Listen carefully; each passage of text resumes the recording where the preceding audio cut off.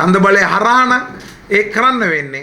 2016 ஆண்டிற்கான தேர்வுணர் டாப்புகளின் மீளாய்வு மற்றும் வாக்காளர்களை கணக்கெடுக்கும் பணிகள் ஆரம்பிக்கப்பட்டுள்ளதாக தேர்தல் ஆணையாளர் மஹிந்த தேசப்பிரிய தெரிவித்தார். கொழும்பில் இன்று இடம்பெற்ற ஊடகவியலாளர் சந்திப்பின் போதே மேற்கண்டவாறு குறிப்பிட்டார். தொடர்ந்தும் கருத்து தெரிவிக்கையில், சர்வஜன வாக்குரிமை என்பது இலங்கையின் குடியுரிமையாகும். மக்களின் இறைமையை வெளிப்படுத்த முடிவது வாக்குரிமையினூடாக மட்டுமே என அவர் தெரிவித்தார். 2016 ஆண்டிற்கான வாக்காளர் கணக்கெடுப்பு படிவங்கள் 2016 ஜூன் 16 முன்னர் பகிர்ந்தளிக்கப்படும் எனவும், கணக்கெடுப்பு படிவத்தினை ஜூலை 15 முன்னர் பூர்த்தி செய்து கையளிக்குமாறும் அவர் கூறினார். அவ்வாறு குறித்த திகதிக்குள் கையளிக்க முடியாவிடின் அதனை மாவட்ட தேர்தல் அலுவலகத்தில் கையளிக்குமாறு அறிவித்தார்.